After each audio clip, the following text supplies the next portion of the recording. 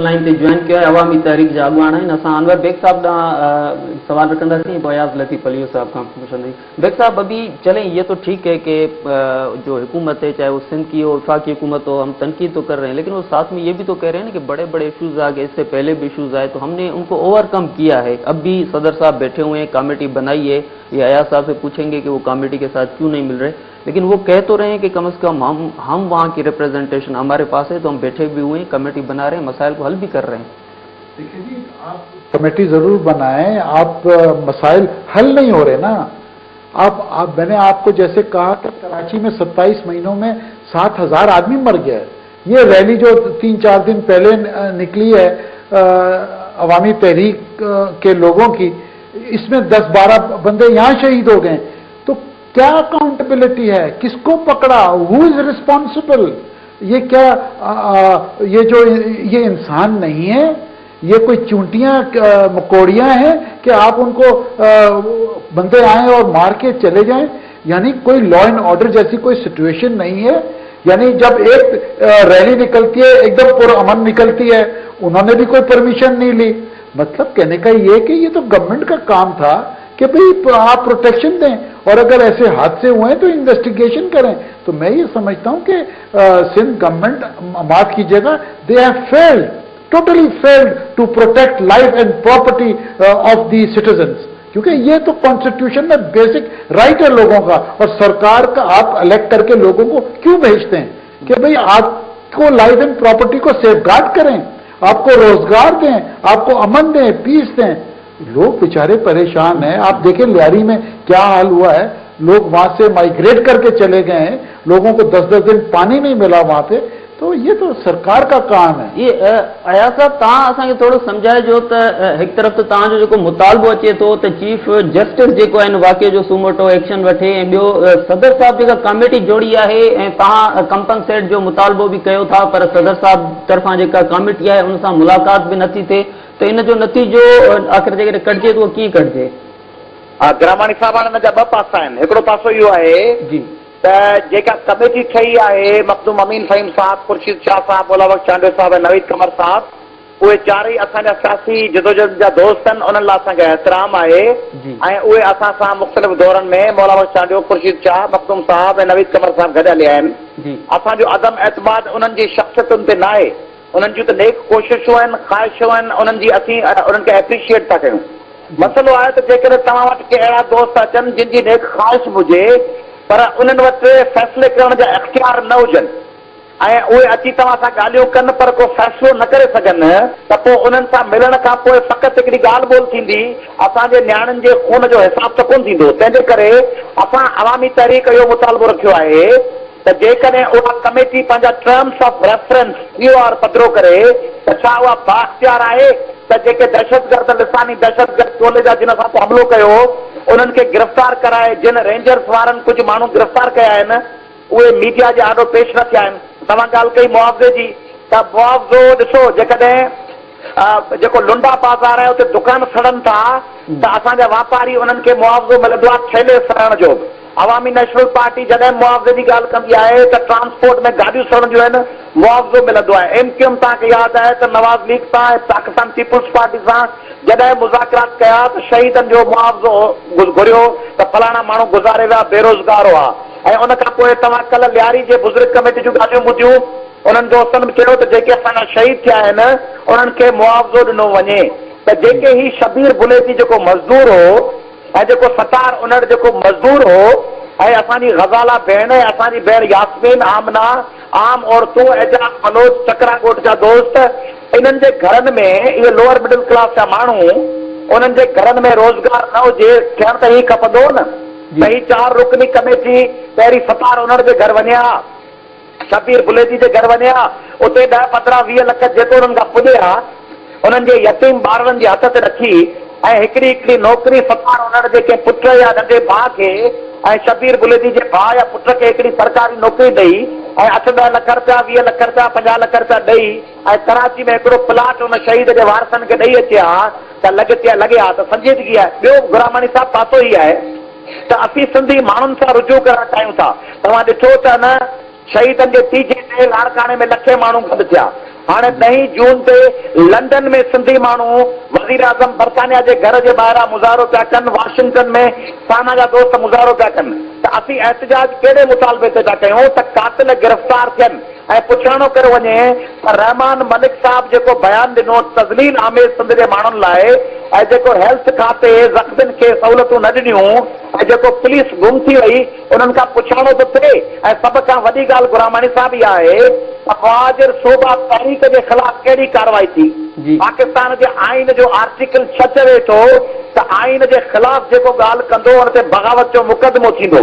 त मुहाजिर सूबा तहरीक जा मुतालबा ऐं सिंधियुनि खे कराची खाली करण जूं धमकियूं इहो पाकिस्तान जे आइन जे ख़िलाफ़ बग़ावत आहे। उन ते असांजा ही 4 दोस्त ॿुधाइनि जिन लाइ असांखे इज़त आहे त उन्हनि ते को केस दाख़िल थियो हुजे, उन्हनि जे ख़िलाफ़ का कार्रवाई थी हुजे त पोइ सिंध जो आवाम उन्हनि सां ॻाल्हियुनि लाइ सोचे सघे थो। तंहिंजे करे सिंध जे माण्हुनि जो मुतफ़िक़ा फ़ैसिलो आहे अवामी तहरीक जो, ॿियनि नेशनलिस्ट दोस्तनि जो ऐं जोए साहब जहिड़नि बाज़मीर अदीबनि जो त ही कमेटी बेइख्तियार आहे, दहशतगर्दनि जे ख़िलाफ़ कार्रवाई नथी करे सघे, इन सां मिलण जो को फ़ाइदो कोन्हे। जी साहब लाइन से रह जो, लेकिन बेग साहब अभी आपकी मुस्लिम लीग एन ने तो बड़ा वाज़ेह मौक़िफ़ अख्तियार किया हुआ है। मौरी मेमन साहिबा भी थी, अयाज साहब के साथ ही थी, लेकिन सिंध के लोग तो सवाल तो मुस्लिम लीग एन के लिए भी उठा रहे हैं ना कि मुस्लिम लीग एन ने सिंध में गवर्नर रूल लगाया, सिंध के बहुत सारे मुफादात थे, वो तो कालाबाग डैम तक जा रहे हैं कि मुस्लिम लीग एन का मौक़िफ़ रहा है कि कालाबाग डैम बने। तो फिर ये कैसे आप देखें जी, अगर आप हिस्ट्री में जाएंगे ना तो कोई सोल्यूशन नहीं है, सोल्यूशन है फ्यूचर में, ठीक है ना। उस जमाने के हालात कुछ और थे, क्यों लगा, अब मैं वो उसके लिए एक आपको अलग प्रोग्राम करना पड़ेगा। मैं ये कहना चाहता हूं कि ये जो लोग अवामी तहरीक की रैली के अंदर जो शहीद हुए हैं, मेरा ख्याल है कोई 12-15 लोग शहीद हुए, यही नंबर आ रहा है। अभी पीछे ये पाकिस्तान मुस्लिम लीग क्यों चौधरी शुजात की जो कातिल लीग है, इन्होंने थ्रेट किया यूसुफ रजा गिलानी को कि अगर आप पावर क्राइसिस को सही नहीं करते हम हुकूमत आपकी छोड़ देंगे। यूसुफ रजा गिलानी ने 17 बिलियन रुपए उनके एमएनएस और एमपीएस को दिया कि जी हम आपको ये देंगे आपके काम के लिए, 17 बिलियन रुपए। यहां पे हमारे 12-15 बच्चे या भाई शहीद हुए हैं, इनके लिए अभी तक कोई कंपेंसेशन का अनाउंस नहीं किया। मैं ये समझता हूं कि ये बड़ी शर्मनाक बात है कि एक कातिल लीग के लोगों को आप 17 बिलियन दिए हैं इन्होंने। अभी यूसुफ रजा गिलानी ने लाहौर में अनाउंस किया है। तो मैं ये समझता हूं कि हमारी सिंध की सरकार को खुदा के वास्ते ये जो मसले मसाइल हैं इसको सोच विचार करना चाहिए, सही तरीके से हैंडल करना चाहिए। और अगर इस तरीके से अगर उन्होंने हैंडल किया ये मामला बिगड़ सकता है। और सिंध में ये समझता हूं एक सूबा रहना चाहिए और सिंध का भला पाकिस्तान का भला है और ये पूरे मुल्क के लिए बेहतरी है। मैं ये थोड़ा अयाज साहब से दोबारा समझूंगा कि अयाज साहब तव्हां असांखे ॾिसो, तव्हां जॾहिं चओ था त बाख्तियार नाहे ऐं हिते विफ़ाक़ी काबीना जो इजलास थियो जंहिंजी एजेंडा मुख़्तलिफ़ हुई, पर सिंध जा जेके बि वज़ीर हुआ उन्हनि सख़्तु एहतजाज कयो। तव्हांखे इंफॉर्मेशन बि अची वई हूंदी त रहमान मलिक जे ख़िलाफ़ केतिरो एहतजाज कयो ऐं उन खां अलावा सिंध में भी इन्होंने एहतजाज किया सिंध की कैबिनेट के अंदर।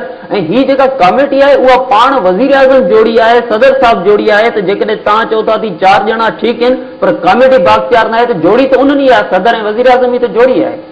गुलामानी साहब हिकिड़ो ॿियो पहलू बि नज़र में रखिजो, कमेटी केरु कीअं बि जोड़े, कमेटी त ॾिसो महमूद रहमान कमीशन जी कमीशन जुड़ियल आहे न, हुन छा कयो।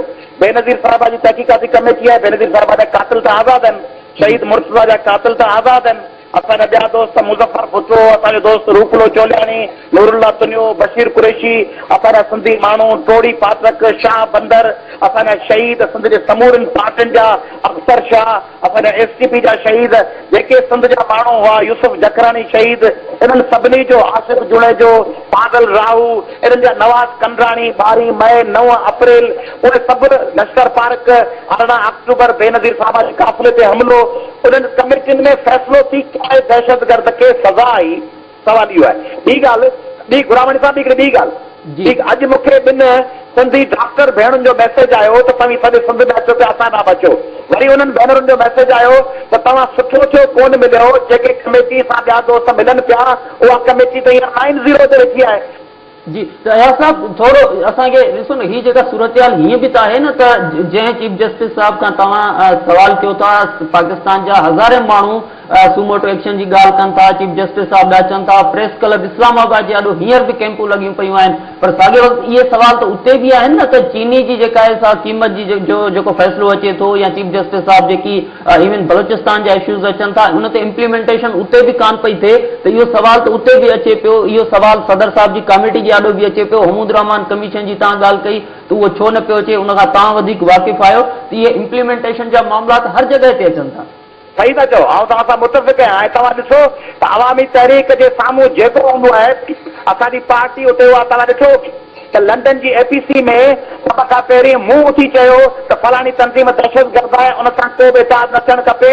ऐं पोइ तव्हां ॾिठो त मियां नवाज़ शरीफ़ ऐं सॼी APC असमयार वली ऐं जेके पार्टीज़ हुयूं सभिनी JUP जमात इस्लामी JU आहे सभिनी उथी इमरान ख़ान फ़ैसिलो कयो। तंहिंजे करे चीफ जस्टिस साहब जॾहिं हैदराबाद आयो सिंध लॉ कॉलेज में, तॾहिं मूं चयोमांसि चीफ जस्टिस साहब समूरनि माण्हुनि ते तव्हां सुओ मोटो वठो था मामलनि ते, सिंध जो पाणी, सिंध जो वसीलो, सिंध जा शागिर्द, उन्हनि ते सुओ मोटो थियणु खपे। ऐं तव्हां जेकॾहिं चोथों ॾींहुं 22 मई ते मुंहिंजी रैली जूं क्लिपिंग्स वञी ॾिसंदव, जेका प्रेस क्लब कराची में मूं प्रेस कॉन्फ्रेंस कई आहे, उन में मूं चीफ जस्टिस साहब खे मुतालबो कयो आहे त रूए ज़मीन जे मामलनि ते सुओ मोटो एक्शन आहिनि, जेके सिंधी कलाका थियनि उन्हनि जे ख़िलाफ़ छो कोन थियो। ऐं उन खां अॻु में चीफ जस्टिस साहब जॾहिं कराची में हेयरिंग कई, उन में 3 बुनियादी फ़ैसिला ॾिना वई, उन ते पीपुल्स पार्टी अमल न कयो। हिकिड़ो त कॉन्स्टिट्यूएंसीज़ डिलिमिटेशन थिए, ॿियो नो गो एरियाज़ ख़तमु थियनि, टियों कराची खे डीरकमाइज़ कजे। तंहिंजे करे पाकिस्तान जी एपेक्स अदालत पुछा करे उन्हनि खां त उन्हनि दहशतगर्दनि खे छूट छो ॾिनी आहे, ऐं हिन 22 मई जे शहीदनि जे रत जो हिसाब चीफ जस्टिस खे करणु खपे। ऐं पाकिस्तान जे समूरनि सिविल सोसाइटी खे ऐं सभ खां वधीक पीपुल्स पार्टी जंहिं कंटेनर रखी असांजा रस्ता बंदि करे असांखे घेरे में आणे दहशतगर्दनि जे हवाले कयो। जी, वॾी महिरबानी अयाज़ लतीफ़ अली साहब, तव्हांजी वॾी महिरबानी, तव्हां असांखे टाइम ॾिनो। बेग साहब